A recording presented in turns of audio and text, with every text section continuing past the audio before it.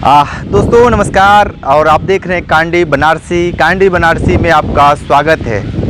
मदद करने वाले ईश्वर के रूप में मदद करते हैं। जी हाँ, आपको बता दें कि कोई भी अगर आपका मदद करता है तो आप उसको ईश्वर ज़रूर मानिए, क्योंकि आप बनारस नहीं पूर्वांचल के विभिन्न जनपदों में माना नाम, जिनका नाम है सीमा चौधरी, हमारे बगल में है। और आपको बता दें कि जिस तरीके से एक महिला होते हुए या महिलाओं को जिस तरीके से ये क्या करती हैं महिलाओं के, चलो वही पुठाला। तो ये सीमा चौधरी हैं और लगातार महिलाओं के उत्थान के लिए काम करती हैं। और महिलाएं नहीं, पुरुष को भी ये लगातार मदद करती हैं। कोई पीड़ा में होता है तो उनकी मदद करती हैं। खासकर देखा गया है कि जब भी कोई बाहर से आया दर्शनार्थी हो या घूमने के चक्कर में आता हो और यहाँ पे काशी में आकर किसी चीज़ का शिकार हो जाता हो, और जैसे इनको पता चलता है तो अपने दल बल के साथ मौके पे पहुंचकर और सहयोग करना शुरू कर देती हैं। मैडम अपना परिचय बता दीजिए पूरा। जी नमस्कार, मेरा नाम सीमा चौधरी है। मैं युवा फाउंडेशन की अध्यक्ष हूँ। ये बताइए, युवा फाउंडेशन भी चलाना और आज के परिवेश में समय निकालकर सोशल वर्क काम करना कितनी बड़ी चुनौती होती है आपके साथ? सर, कहावत है ना, जब आपका शौक आपका जुनून बन जाए तो फिर कोई भी चीज़ आपके लिए मुश्किल नहीं है। तो लोगों की मदद करना, उनके लिए मतलब खड़े होना या उनकी परेशानियों में साथ देना, कहीं न कहीं ये मेरा शौक़ है और मुझे ये सुकून देता है, इसलिए मैं ये करती हूँ। अभी तक सबसे ज़्यादा किस केस में आप काम कर रही हैं? देखिए, घरेलू हिंसा और जो महिलाओं के साथ जो गलत व्यवहार हो रहा है उस पर तो मैं काम कर ही रही हूँ। साथ में हम मिसिंग केस पे भी काम करते हैं। अगर कोई खो जाता है, बिछड़ जाता है और उनकी सुनवाई नहीं होती है तो हम उनकी आवाज़ को प्रशासन तक पहुंचाते हैं, अधिकारियों से मांग करते हैं, यथासंभव जो भी हो पाता है, यहाँ तक कि उनके रहने तक की व्यवस्था हम लोग करते हैं। हाल ही में आपने देखा होगा, कैंट स्टेशन से एक 3 साल का बच्चा जो कि मुंबई का परिवार रहता है, कैंट स्टेशन से गायब हो जाता है। उसकी माँ वहाँ पर रोती भी लगती है। रात दिन करके हम लोग लगे रहते हैं। फिर बहुत मुश्किल से उनका बच्चा उनको मिला और वो खुशी खुशी अपने परिवार में लेकर अपने बच्चे को चली गई। इतने सारे खोए पाए बच्चे को आपने दिलवाया। अभी तक ऐसा कोई बच्चा जो बहुत बड़ा चैलेंज आपके सामने खड़ा हो और उसके मदद करने के लिए आप दिन रात करने के बाद परिणाम सही आया या नहीं आया?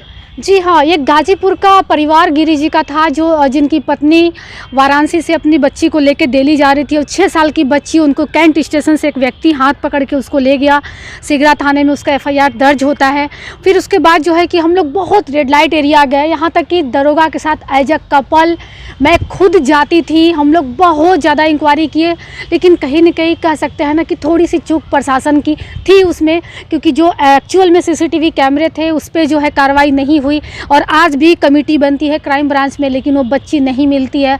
हाल ही में उस बच्ची की माँ एक बार और गाजीपुर से बनारस के लिए आती है, अधिकारियों को आवेदन दे रहे और ट्रेन की खिड़की गिर जाती है और उनके छोटे बेटे का उंगली कट के गिर जाता है। एक माँ ऑलरेडी पहले से परेशान रहती है एक बच्ची को जो कि उससे बिछड़ चुकी है, और हाल ही में उनके साथ एक और हादसा हो जाता है।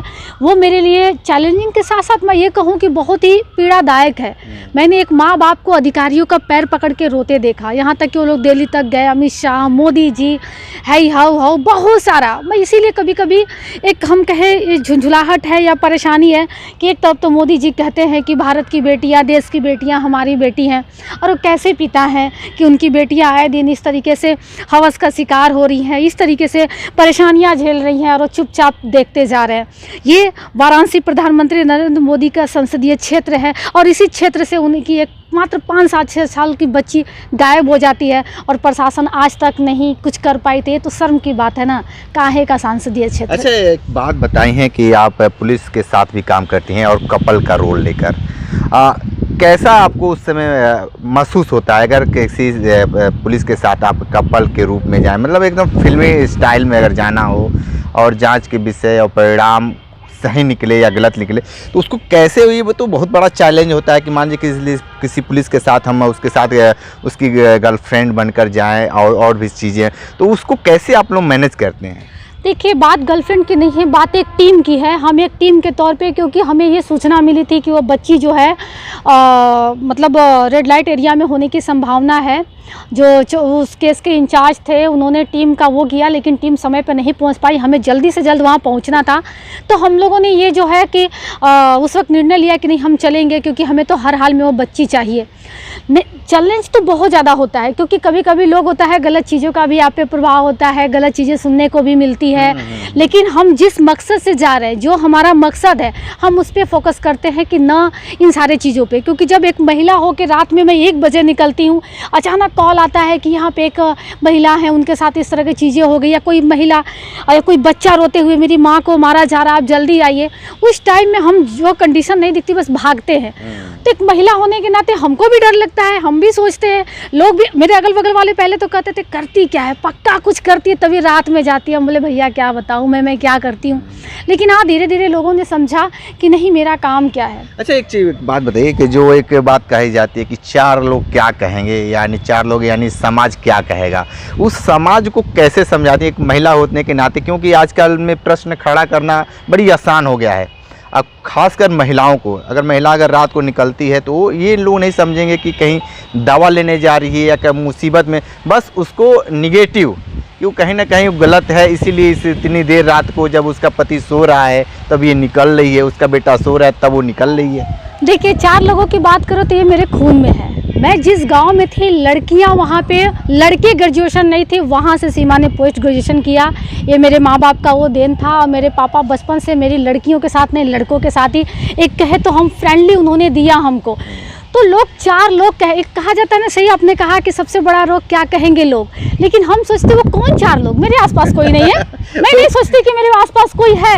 अगर मैं ये सोचती तो गांव में जहाँ पे लड़कियां दुपट्टा लेके घूमती, मेरे माँ बाप ने मुझे जींस पहना के घर से निकाला। तो लोग, मैं 1 महीने जब नहीं जाती थी बनारस से घर, तो लोग कहते थे का हो भैया, तो हाँ लड़कियां भाग गई का, आवत ना है। हाँ। तो मेरे पापा थे, कहते थे बहुत सही, कम से कम हमारा खर्चा तो बचल। तो एक वो होता है, मेरे पापा ने मुझे दिया, अकेले छोड़ा कि अकेले करो, जो करना है गट्स के साथ करो। लोग अभी कहते हैं, अच्छा देखिए समाज है, महिलाएं हैं, किसी को पसंद करना, किसी को प्यार करना एक अलग है। पसंद हो सकता है, प्यार हो सकता है, लेकिन अपनी मर्यादा खो दे, ये तो नहीं है ना। हम झूठ क्यों बोले, ह्यूमन नेचर है अपना। तो आप बहुत सारी बातें बताई सीमा जी। एक सवाल रह गया। बिल्कुल। हम तो जानते थे कि आप बनारस की हैं, लेकिन आप गांव वाली बात बता दी, तो वो भी बता दीजिए, मूलतः रहने वाली कहाँ की हैं? जी, हम मूलतः वाराणसी से ही हैं। ऐसा नहीं कि हम बाहर से, हम वाराणसी से हैं। एक्चुअली मेरे जब दादाजी एक्सपायर किए तो मेरी दादी जो है पास में ही करमनासा पड़ता था, अपने मायके चली गई। तो हम मूलतः वाराणसी से ही है। कोयला बाजार में हमारे पिताजी, हमारे दादाजी रहते थे। फिर बाबा महादेव का आशीर्वाद और किस्मत से हम फिर बनारस आते हैं 2006 में, और आज एक छोटा सा छत उन्होंने दे दिया जो हमने खुद अपने बलबूते बनाया है। ठीक है, तो आप सीमा चौधरी को सुन रहे थे, बहुत सारी बातें बताई हैं। और बिल्कुल अगर महिलाएं अगर ये वीडियो देख रही हैं तो सीमा चौधरी बनने के लिए अग्रसर रहें, क्योंकि जिस तरीके से आज के परिवेश में हर लोग को जागरूकता फैलाना इनका काम है। विशेष इंटरव्यू कर रहे थे, तो हमारे साथ बने रहिए। कांडी बनारसी के साथ हमें दीजिए इजाज़त। नमस्कार।